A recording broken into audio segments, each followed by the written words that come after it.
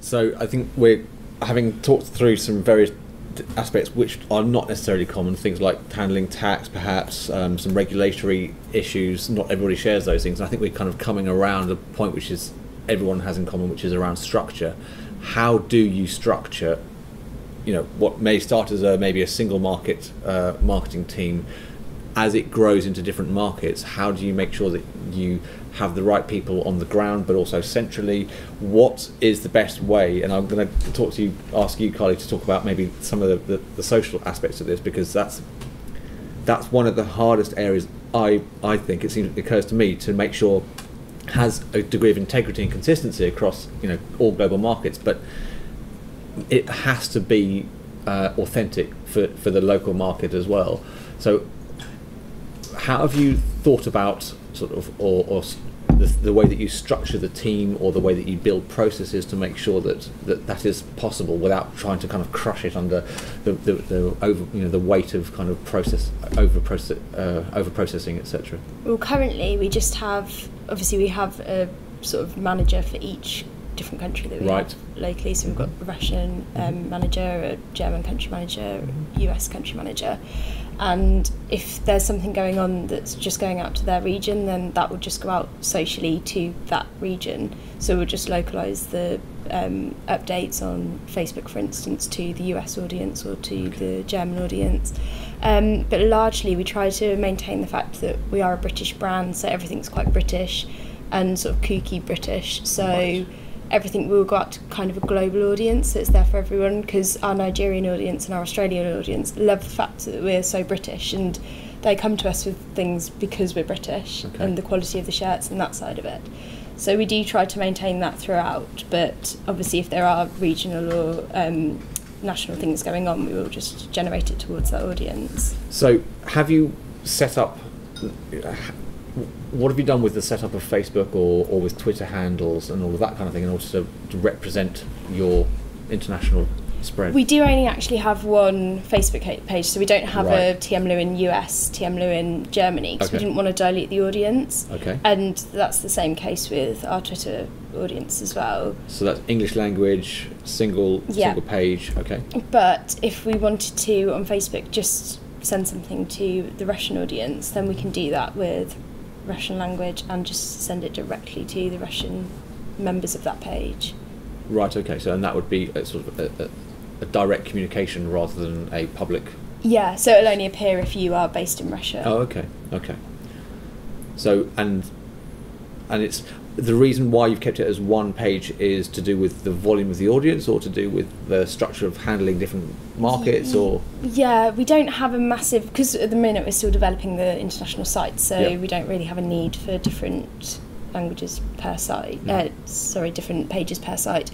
But also we don't have a massive volume, a large enough volume of customers and fans to sort of change the pages to different regions at the moment, but that might change, especially with Google Plus. I think that might be something that we do regionalise a bit more.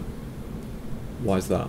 Just purely because obviously it comes up on your searches, and you can localise it to more localised events and things that are happening in each country, and we'll have the country managers. And also there are different websites, social media sites like Zing, which is more popular in Germany, so we're setting that up, and that's going to be completely in German because it has more of a German feel. And so your centralised strategy is starting to fragment a little bit. Yes, it is starting. It's just in the development stages though, really, because we're waiting for the websites. The websites will kind of lead the way so that the social networks can be promoted via the websites once they're up and in place. It's interesting. I mean, you could start... I mean, obviously you have to start off with a centralised thing, because that's where most people start, but you do have to allow yourself to be broken up and to try and manage that process as you go. Tom, where are your thoughts on with regard to social in terms of managing just the technical side of managing the Facebook presence and the Twitter handles through to kind of looking at the local teams as well? Yeah, I mean, for me, social's one that does need to be very much localised, whereas SEO and PPC could be managed centrally. I think social media is definitely one that does need to be local for the country, and have people on the ground out in country managing the social media for Does that mean that what they're doing on the ground in the local market is totally independent of what's going on? I would say from a central perspective, we would develop the guidelines, give them the tools to be able to administer the pages. Right. So guidelines around what content to post, what things to respond to. But in terms of actually day-to-day running, that would be more for a country to deliver. So when it came down to something like a content strategy, yeah. would you have two content strategies in parallel? So an international one and a local one that kind of slot together, or? I suppose it's more from a broader perspective. So, Boots Facebook presences or Twitter presences are about health and beauty. So we don't want to post about a member of the public dying or a celebrity dying. That's not to do with our topic. So it would be at a broader level. These are the types of things. This is what Facebook's for. It's about consumer engagement. YouTube is about how-to videos and educating consumers, whereas Twitter may be more of a customer service tool, sort of a top level, we would say, right? And that's our strategy for that. And then adopting things like how to respond to people. So if someone posts about a negative comment, doing the flow chart of, is it going to add value in responding to this?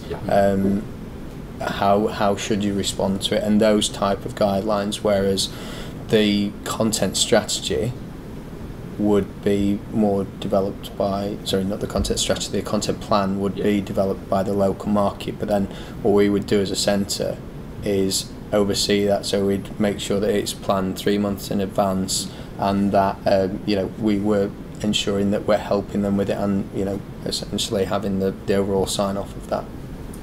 Okay, that's interesting. I guess the other thing that plays particularly in your world is that the needs of the customer are very different from one region to another. If you're living in Kuwait, you have a rather different lifestyle, environment, physical environment, as opposed to somebody living in Oslo and a completely different cultural reference point. Completely. I mean, even just down to things like selling sun care products in Kuwait, where it's hot all year round. There's there may be a trend to buy that all year round, whereas Norway, where they only get a month of sunshine, then that's sort of less. The trend would be a lot higher. Julie, when it comes to B2B, how does that mean that none of this applies, and you can exert a centralised social media strategy, and you can avoid all of the quirks of local and or is that not the case? No, because right. It's out there already. People are blogging. We have business parks as well. So we build offices, major offices. So that's like you and I all sitting here. And a good example was not very long ago. We went onto Twitter and just wrote in. I just went on Twitter and wrote in Oxford Business Park, and a very interesting blog came up about a cleaner who decided they weren't going to work the hours that they should be working on a customer that we are actually billing to fulfil some cleaning for them. And so obviously we can take that and pick that up. But that's just happening in the UK, and we're looking at putting some monitoring to initially to actually see what messages are going on out there, because people are talking about us. But it's more of an education thing in B2B, because as soon as you say social media, everyone just immediately thinks Facebook. And yeah, we're a B2B brand. Why on earth do we want to be really on Facebook? I would sort of question it, but you can't ignore it. But generally, the culture within our industry is, oh no, don't need to think about social media or anything like that. But it's not really. Social media is probably the wrong word now. It's just about communication. It's another form of communication, just as much as we go writing all these press releases and we go and put the article appears on in a newspaper. Is exactly the same as it's appearing, and people are blogging and talking about you. So we are really at infancy stage. And within the UK, by putting this tool in place to actually monitor what's being said out there, I'm using it really as ammunition for the rest of the group to actually demonstrate you can't ignore it. We need to put a social media policy in place for the whole of Goodman, but this is a step change and it's an education.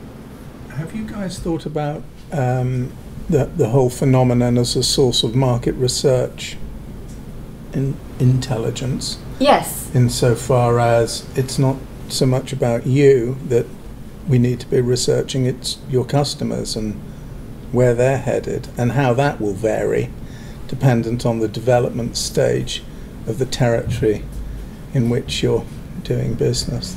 The needs, of course, would change, I guess. They would, and I think if I was monitoring all our customers, I think I'd be getting my marketing done, because we have such big blue chip customers, and there's a lot going on, and we're doing a lot across the globe. So what marketing tactics are you doing, sort of non-social media, that you think you could try and find a way of looking at with social media in an international basis? So what sort of things are you doing in your international marketing plan, bits of PR or maybe conferences or that kind of thing, that you think social media on an international way could support? We are, well, PR is massive. B2B, any brand's B2B, they focus a lot on PR. PR generation is one of the biggest parts of a B2B budget.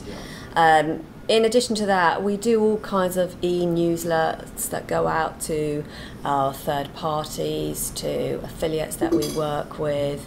We're producing white papers as well, and of course you can use social media to sort of get those white papers out there, and SlideShare and things like that you can also do. So there is a lot of activity that will help move it and support it, but as soon as you start talking LinkedIn and all those using that terminology, just almost like the daggers come up, and you're talking social media now, we can't be doing that. So I'm going around the back door actually. Get the success first and then tell them how you did it. That's it. Well, it's almost saying, this person's blogging about us, we've got to we've got to monitor it, we've got to do something about it. If they're all blogging about us, well, we ought to be blogging as well, and getting out there. It's well, there are different ways of doing things other than just monitoring Amazon. What we could be doing is monitoring conversations that are taking place in the market on a specific topic. Yes. That is driving a particular spike in the sort of business that is being done around the world, in order to understand better what the drivers are that's creating that spike, and using that phenomenon as a piggyback to take the Goodman story to places that it may not necessarily reach. Yeah, no, I agree on that one. It's finding some of those opinion leaders that are out there. Yes. What tools are you currently using to monitor the people you're talking about? We're about to start. Oh, okay. And we're working with Greenlight on that one. Okay. Conversation at 11:30. I'm going to sit in.